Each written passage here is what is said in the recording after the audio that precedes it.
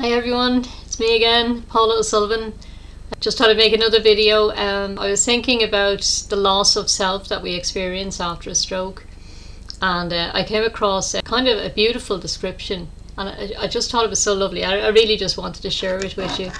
I've typed it out because I can't fully remember it. They described it as the liminal, and it was the sacred in between. And I saw this post up on a Facebook page, and I can't even remember what page it was, but I copy and pasted it so I could actually repeat it. And it said in it that liminal is the holy pause between chapters of life, when you are no longer who you were, yet not fully who you are becoming. And it is the threshold of transformation, a space where old patterns dissolve and new possibilities begin to take shape. Though it may feel uncertain or uncomfortable, it's a necessary part of growth. And I just thought that was absolutely wonderful. It's just such a beautiful description of something that's not quite nice for most of us.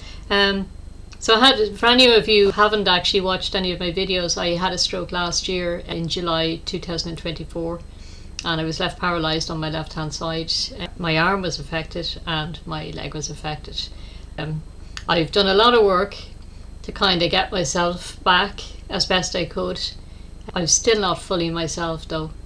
I do have use of my left arm, and I've explained it in other videos. I have use of it, but it's heavy, it's still affected, and I can't always get it to do things. And I'm using a rollator and a walking stick to walk, so I'm still not fully able to walk independently of those mobility aids. But I've done very well for myself.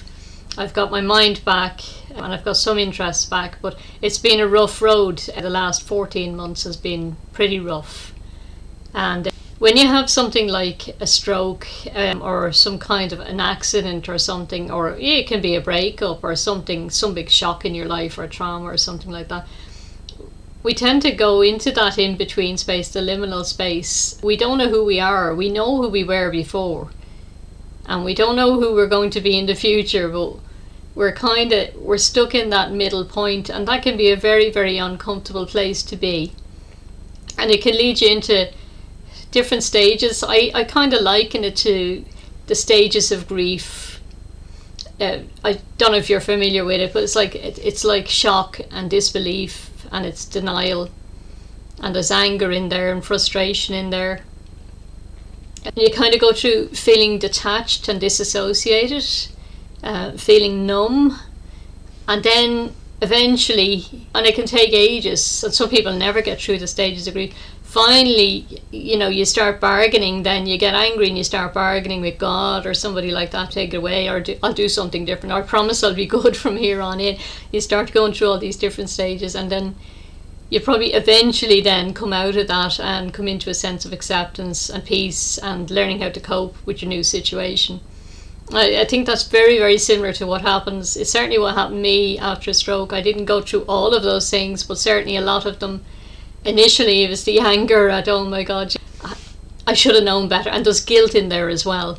There's like, I should have eaten better, I should have exercised better, I should have managed to stress better than I was trying to manage it, or otherwise I wouldn't have had a stroke, And then it was anger, it's like, why did this happen to me? And you go into a kind of a place of victimhood as well.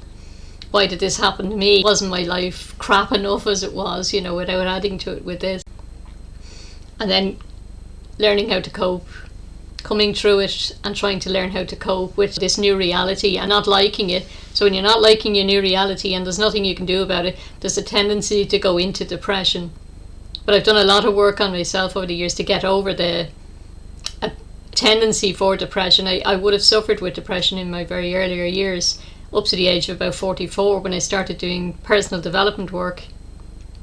And it's kind of, I fight that now. I don't allow it. For me, depression is a non-acceptance of your current reality, your inability to feel you can do anything to change it. And straight after a stroke, that's exactly what most people would feel. Certainly what I felt initially, till I could get my mind working again so I could actually counter all of that. And I found once that, and it was never a clean cut thing that the depression just leaves kind of thing. It's a daily battle. You're kind of constantly having to shift around your thoughts and everything like that, to not allow it to take over, and to kind of just focus on what you can actually do in the moment. And that's what I found I was doing. I was like swinging from hope one minute to despair the next, to not believing that I'd had a stroke and I was paralysed, to feeling hopeful that at some stage I will walk again, and swinging wildly between two, and then bouts of frustration and bouts of crying and everything like that going on in those first few months after the stroke, and then going through hospital and then into rehabilitation, and then setting little goals for myself, and then actually meeting some of those goals and feeling hope and elated, and then coming home and like getting into a slump again, and then the exhaustion comes in, and then I'm not able to do all of these different things. And then because of the paralysis and everything, now I've got some quality back now, but I hadn't initially, and trying to fit myself back into my old role, and I just couldn't. So I didn't know who I was anymore. And like before the stroke, I was a writer. I wrote, well, I've published 6 books. I was working on 2 more. I did a lot of arts and crafts. I was always making something. I consider myself an entrepreneur, always looking for things to do, always busy looking for different things. And then I had my role in the family. I was the carer. So like I came back then, and just I wasn't fully able to do everything. I was trying my best, but I wasn't fully able. So I lost my identity for that as well. So like it's a disturbing time. So like to find a description called liminal there the other day, that's the sacred space. I didn't look at it that way at the start, but certainly I'm at that stage now where I'm actually beginning to look at that now. That sacred space in between who I was before my stroke, who I am now, and who I could possibly become in the future. And I'm starting to pull myself gently there. I'm in a place of acceptance. I've accepted where I am. I've accepted that I'm partially disabled. I can't do all the things I would have liked to do. My mind doesn't always work the way it used to work. I haven't got back to my writing properly. I tried. There's been suggestions about journaling and stuff, and I used to do a lot of journaling in the past, but I couldn't. It's hard to describe. My mind doesn't work properly the way it used to work. And I can get on here and I can do a video, and I look fine when I go out. People say to me, oh, you're looking fine, but I don't always feel fine. There's a feeling in my head that does not feel fine, and sometimes I find it hard to get decisions made and stuff like that. I've done pretty well now in the last couple of months. I've started making to-do lists, and I have actually managed to get through a momentous amount of tasks that I hadn't even managed to do prior to this stroke. So I think I've done pretty well in the last few months, but I'm like a work in progress. It's not an easy journey back from a stroke, but it's trying to find yourself in that sacred space in between who you were and who you're going to become. Does that have to be an uncomfortable space? That's what I wanted to make this video about. And what do we do about this? How do we get ourselves into that place of acceptance with who we are? How do we actually make the best of it? That was the kind of task I set myself. How was I going to just get into that place of peace in myself, work through all the different feelings that came up and still arise from time to time? There are days, particularly last week, there was some beautiful sunny weather. I was just exhausted, and I would have loved to have spent the whole day just moseying around doing little bits and pieces, but I couldn't. By 2:30, the battery had gone down to 0, and I just wasn't able. I had to lie down. I just had to lie down, and I knew I was going to have to sleep. And I was lying there. I said, it reminds me of when I was a child on a summer evening, and we used to live on a main road, so there'd be children passing by. You could hear them. I'd be in bed early, and I'd be lying there, and there'd be people outside. The world would be going by outside, people playing and laughing and joking outside, and there I'd be lying in bed. And I felt like that the whole memory of that came back up for me the other day, and I was just lying there because it's not fair. I feel cheated. I feel absolutely cheated that I can't go through the full day and do everything I'd like to do. And I'm starting to get back where I want to do my little projects again. I used to do a lot of artwork, and I'd print it off onto photos and I'd stick it onto blank cards, and then I sell them in a local tourist office here where I live. And I started just after Christmas trying, and it was very frustrating because even though I have use of my arm, it's not fully right. It doesn't feel right. So like dexterous things, I can do this, but trying to put things together, because this part of my arm is hurting as well, it makes it difficult. But I managed, I kept trying, And I managed to, the other day I put another few together and it was much easier for me. So I see that there are small progress steps. But I just love that, and even though I'm sad that I'm not doing that type of art now, it's wonderful looking back on the art I did and putting the cards together and then people buying them, which is wonderful as well. And I started drawing again. I was doing acrylic paintings, landscapes and stuff like that, a lot of fantasy stuff as well before the stroke, and I've got kind of into a different kind of illustration kind of stuff, so at least I got back into doing the art and it makes me feel good, but I'm not doing it as much as I would have done before the stroke. So there are weeks going by when I'm not able to sit down and create anything, and then I might get started on something and then not even get to finish it. But I'm going to keep trying, and that's what I'm doing. So I'm trying to find the things I love to do. I had started writing a book. It's a book I will write eventually. I've about a third of it done. We're in September now. I started it just in January. And it was a way of getting the horrible things that had happened to me out of myself. And I said, I'll write it. And if I publish it, great. And if I don't publish it, it doesn't matter, because it's a form of journaling. That's the way I was looking at it. And then I just got exhausted because I still can't actually type properly. These fingers are I'm forcing them to do this. They're very, very stiff, and I'm not actually typing properly. So, and I'm very old-fashioned. I like the kinesthetic finger on the keys kind of thing, rather than speaking and trying to figure out a voice recognition tool that doesn't always get it right. For me, that's frustrating. So I actually like to just type it straight out. So not being able to type, efficiently, it's very time consuming and tiring, so I had kind of left that on hold for the moment. That's why I started making the videos, because at least I have a record of what I'm talking about, and I can come back and I'll put the book together at some stage. I know I'm rambling on a bit here now, so just sharing kind of, when you're in that between space, I think it's very important to have a positive mindset. There's absolutely nothing you can do to change the past. That's what I discovered. There was nothing I could do to take back what happened before the stroke and what led up to the stroke and what caused the stroke. There wasn't absolutely nothing. That's completely out of my hands, so I knew that. And going into the future, I really didn't know, and I still don't know, am I ever going to fully recover from this? Am I ever going to feel right in my head? Am I ever going to be able to type properly again? Am I ever going to be able to have full proper fluid movement of my arm and my leg? Am I ever going to be able to dance properly again? I can dance in the chair, but I can't dance. I can't coordinate my legs yet. Will that ever come back? I don't know. But if I look in there, I'm definitely going to get depressed. If I look into the past or I look into the future, I'm going to get depressed. So what am I doing with myself right now? I'm trying to make the most of every single day. I get up, I meditate. It's the first thing I do, to bring myself into a place of peace and acceptance and gratitude. I set little routines for myself. I know my limits. I know now exactly when I'm going to get tired, so I try and get as much done as I can in the morning time. And after my lunch then, I allow a space where I can actually just lie down and sleep if I have to. And I try not to take on too many commitments or meet too many people, because conversations are difficult. And listening to people for too long is very, very difficult for me. That drains your energy anyway. We're giving our energy. When someone is talking, they're taking your energy. I'm taking your energy right now. It's very tiring listening probably to a video as well. If you were talking to me, you'd be taking my energy, and we get drained. And after a stroke, we don't have a lot of energy. It doesn't recover as quickly as it would normally. I'm on half battery to low battery most days. Before in the stroke, I was doing lots of things. I'd got up and I'd painted the whole house.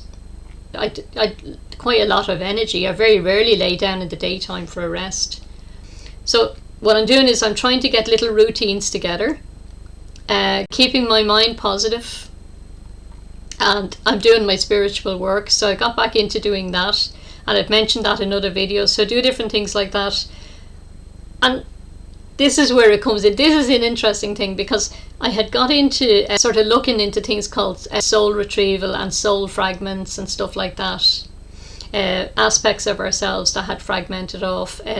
Things like neuronal gating that protects us from traumatic experiences in our minds. And it shuts it down so we don't even remember, so we can just cope and get on with life. But the stroke caused one of those traumatic events. So when I started getting my mind back, and I've been a while getting my mind back, I started looking into calling back the different fragments of myself. Maybe this is just too woo for most people, but I'd like to share what happened to me anyway. So when I got home from hospital, I had arranged to get people to put rails in so I could actually get back up to my room upstairs. And in rehabilitation, they had been helping me to go up and down the stairs. It was exhausting, and I'm clumsy. I'm still clumsy on the stairs, but I can actually make it up the stairs and back down. But when I got back from rehabilitation, I had my 2 grown-up children, one in front, one behind, to make sure I didn't fall either way. And I was trying to hold on with both arms. Now this arm hurts, it still does. So I found after a while that I couldn't even hold on with that arm because it was actually causing me more pain, you know. So I ended up trying to go up with the one arm, and anyway, I'd get up to the second last step, just before you get onto the flat part of the landing. I started getting panic attacks, and I couldn't go up. I'd freeze, and it was never like me. I would freeze on that second last step, and then with the help of them, I'd get them to kind of push me up and the other one to pull me up so I'd get up there safely. And after 4 days at home, I was only going up twice a day. I was stuck. I was literally stuck upstairs. I went up, and then I found that I hadn't the energy to get back down, go back up, get back down. Different things you would do downstairs. So I was finding that I was trying to plan, come down, get my breakfast, try and sit around the kitchen for a while, and then have a bit of dinner, and then go back up and stay up there. And that's what was happening to me. That's no quality of life for anybody. And it was upsetting me terribly, because I'm very much a person for doing things. I'm out and about doing things, or I was before the stroke. But that 4th day, I went to go up on the step, and I couldn't. I went into freeze mode, panic attack, complete panic attack. I couldn't. I felt like I was going to fall backwards, felt like I was going to fall back forwards. I couldn't. The 2 grown children couldn't help. They just couldn't. I just couldn't deal with it. And next thing, I kind of swung myself around and ended up sitting on the step and pulled myself backwards. It was awful. It was an awful thing. It was my worst day, my absolute worst day at home. I pulled myself somehow on my back across the floor to get myself away from the stairs, because I was terrified, absolutely terrified. And I just started crying, and they were looking at me going, what is after going on here with this woman? Anyway, they helped me up onto my feet, which was very difficult, and I got into the room, and that was it. I just cried and cried. But I realised, I said, there's something wrong here. There's an energy, because I do a lot of energy healing work, you know, and obviously my mind wasn't working after the stroke, you know, the stress of trying to get home and everything like that. And I realised there's an energy here. So I was telling a physiotherapist, I had the idea, there's an energy here. I've left an energy here. And I thought back, and I said, well, what happened on this step before the stroke? So the day of the stroke, they came up the stairs, because I was upstairs. They came up without a stretcher. They came up with an actual chair. They pulled me into it because I couldn't move. They pulled me into the chair, the 2 paramedics. And as we got out onto the landing, the guy it's not that he stumbled, but he seemed a bit shaky with bringing me down on the chair. The one that was going down the stairs, the other guy seemed to be okay. Sorry, I have a drippy nose here. My sinuses are at me. And I went, you know, and I couldn't move my arm, I couldn't move my leg. I was stuck in this chair, and these 2 guys trying to bring me down the stairs, and I was going, oh, what if I fall? And I closed my eyes, and I panicked. I was terrified. I was terrified at the thoughts of going into hospital. I was terrified of being in this chair. I was terrified of them bringing me down the stairs. I was terrified of someone dropping me. One more thing than a stroke. I left that panic, that energy of panic, on the stairs. So just to bring it in relation to what I'm actually talking about, that was a soul fragment split off, a part of my psyche split off, because I couldn't cope with the trauma of the stroke and the stress of being brought down the stairs on a chair and everything like that. So an aspect of me split off and left an energy on the stairs of panic and terror. So every time I came up the stairs, I was re-experiencing it as if it had happened right there and then. Even though it had happened months before, I was re-experiencing it. Now, for any of you who don't believe this kind of stuff, if you ever walk into a church or a sacred building or something like that, there's a sense of awe in there. There's a sense of awe and peace and holiness or something in there, something higher than us humans in a place like that. Or if you've ever gone into a room where there was an argument, you didn't know, you maybe didn't hear the argument, but you went in an office or somewhere, or a home or something, if you went into a room, there's a bad feeling in there. So we do leave energy behind us. And we you know, parts of our soul or parts of our psyche, fragments. So when I was able to get my mind working again, I started, because I told you about this in other videos, I use a pendulum. I started going in with the pendulum and asking, was there soul fragments? Was there parts of me? Sorry, my nose is dripping again. Was there soul fragments there? Was there a fragmented part of myself somewhere? And I discovered there was. I had left a part of myself on the stairs, and I retrieved it. I asked it, could it come back? Could I help it feel better that that was then and this is now? And could we bring that part in? So I would talk to God and guides and stuff like that, and I would ask them to help me to retrieve soul fragments, parts of me. So I did that bit of work, and I was able, with the physio, we went back up and down the stairs, and feeling gone. I've been up and down the stairs. I'm still not proficient on the stairs, if that's the right word, but I can go up and I can go back down. I don't need to go back up now because I got my room moved back downstairs. It's simpler for me and less stressful. I can only deal with so much. And then as time went on, I was still trying to get myself integrated into myself again. I'm not who I was before the stroke. I'm not. I'm never going to be the person I was before the stroke. Probably not. Do I want to be the person I was before the stroke? Probably not, because of the stresses and strains and the traumas and that I was dealing with and the way I was thinking about things. I don't really want to go back to being her. Am I okay with being me now? Sort of. Not 100%, right? I'm happy that I've got this far. I am. I mean, I've done amazing, considering in 14 months I've done amazing to even get myself back here. I can actually do a video.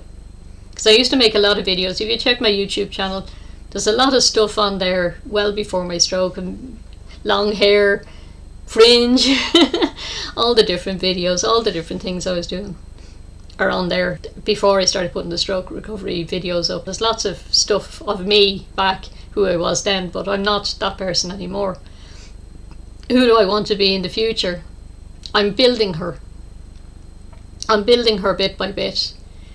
I've done a lot of retrieval. There's a book here called Soul Retrieval, which was a lovely book. If you're back to reading or anything like that, or there's a book called Soul Retrieval, Sandra Ingerman, and it's Mending the Fragmented Self. It's quite an interesting book. There's shamans out there do soul retrieval. Energy workers do soul retrieval. For me, I just like to do this kind of stuff myself. I call in my guides and I just say, are there parts of me fragmented still? I'm still getting yeses. So I pulled some back, some were left in the ambulance. Parts of me, these are all energy parts, you know, energy parts left of me in the hospital. At times when I went through distressing things, when I was in A&E, and I was lying there wanting to go to the bathroom, but I was paralysed, so obviously needed somebody's help, and then people just kept saying, I'll be back to you in a minute. And like hours were going by and I calling them, and no, we'll be back to you in a minute. You know, treating you like you're making a fuss and asking you if are you not wearing a diaper, you know, stuff like that. Loss of dignity, horrible stuff in A&E. And then, you know, having to fight because I've got great self-esteem, and trying to find that sense of self-esteem in amongst feeling useless, paralysed, worthless, I'm a burden, horrible feelings. It changed me completely. But in there was a spark, there was still a spark of the self-esteem I'd built up before the stroke, you know, and having to defend myself and having to call out people and saying like it's not okay. It's very difficult after a stroke. So I felt there was so many parts of me fragmented, you know, so many nights lying in despair, wanting to go to the bathroom, not wanting to call someone, and then finally having to get courage up to call someone, to ring a bell and actually ask for help, and then have them not come to you or switch the bell off or finally come to you, and then you're feeling, oh, just humiliation. Having a stroke changed me in those months. And then finally, gradually, not wanting to stay that way, finally getting my dignity back, finally getting my sense of self back, slowly but surely, by thinking, I was mentioning in other videos about the thoughts we think, not allowing myself to feel useless, reminding myself that I'm as good as anybody else, and as deserving of care as anybody else, and reminding myself that I'm not better than anyone, and I'm not worse than anyone, but I'm a unique being. And constantly fighting with myself to remind myself of these things. And very dark nights indeed I had. But bringing myself back into this place where I am now, that I'm comfortable, my own best advocate. And keeping my routines together and just trying to get back to doing the things I used to love to do. And I know I'm not doing them the same way as I did them before, but doing them differently, but still doing. So like even trying to get out, I'm not great at the garden, I'm not able to get out, but I did manage to get a shears and just cut one or two bits off a bush, and it nearly did me in. But that was stuff I loved to do, was go out and tidy up the garden. I got my grown-up children to bring out the lawnmower, and I was able to mow half of the garden, small bit, tiny little bit, and then I was exhausted, and they said I was grey in the face, so they took over. But you know, trying to enjoy the little things, going out for a walk now with the rollator, not what I used to do, fly around the block. I go around a small bit now. I was trying to go further, but I was pushing myself that I wasn't okay the next day, so now I just do small little amounts of walking every single day.